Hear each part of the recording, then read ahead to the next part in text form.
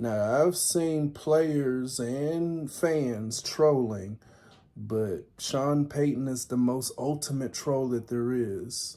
Here he is having an excellent record against my Atlanta Falcons in the NFC South when he was the head coach for the New Orleans Saints. Now he's coaching a franchise that handed us our first L, embarrassed us in our first Super Bowl appearance. So, yeah, that's trolling. That's low-key trolling in my opinion. But what's up, everybody? Jamer is 58 Gilliam here, coming at you with a logistics video as the Atlanta Falcons and the Denver Broncos will be clashing for Week 11.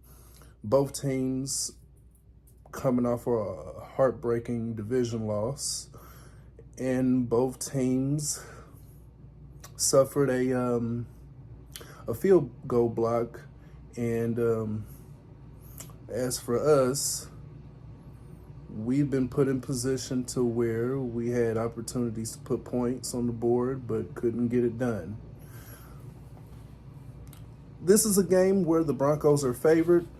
It's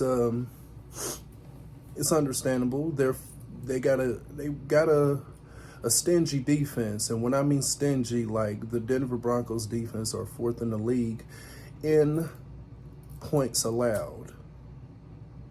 I want you to think about that. So here's what we're going to do. Let's talk defense. You know I love me some defense. The rookie Bo Nix is having an exceptional season, but we can stop all of that if we can just apply that pressure where pressure needs to be applied. By doing that, we could force him to throw the ball sooner than he wants to. We could force him to make a lot of incompletions, or dare I say it, get some interceptions in our favor. And I said interceptions, plural, more than one. Okay? Let's talk about offense. We got to run to open up pass plays.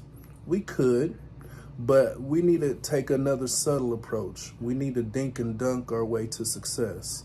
And what I mean by that, some screen plays, some quick passes, some quick intermediate passes, because the Broncos defense, they are fourth in the league in points allowed for a reason. Yes, you want to say stats are for losers, but if you don't pay attention to film study and stats, it should give you an idea why they're ranked that way. And if you don't take the other team serious, you're most likely to be a loser of that clash. So this is where I disagree with Raheem Morris about stats are for losers. You need to pay attention to the stats on why the Broncos are in the position that they're in now. Because they're fighting for a playoff spot. They're fighting to get at least a wild card spot this season. Because it looks to me that the Kansas City Chiefs, the AFC West is theirs. So we need to understand why the Broncos defense are fourth in the league. That's why we need to dink and dunk to open up run plays so Bijan Robinson and Tyler Algier can eat. Let's talk coaching, shall we? Coaching-wise, well, just because both teams had a devastating loss in a division game doesn't mean that you could catch another one. Doesn't mean you can't bounce back. That's why you have to be poised. We need to coach the entire squad about discipline. We need to coach about doing what we need to do to keep those referees away from pulling out them yellow hankies. We had an offensive drive that was so embarrassing to where we kept ourselves behind the chains. Where we had a drive against New Orleans where we had 3 back-to-back penalties, and we were forced to try to do chunk plays after chunk plays because of those penalties. False start, holding. That's just, unacceptable. So if we could get Bo Nix off of his throwing lane, off of his throwing motion, and force him to throw interceptions.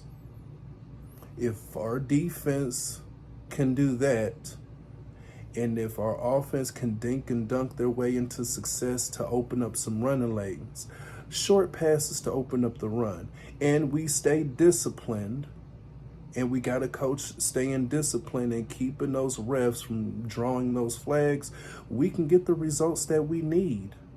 And we could troll Sean Payton in a whole new uniform like we used to some of the games that we have won against him when he coached for New Orleans. 58 out.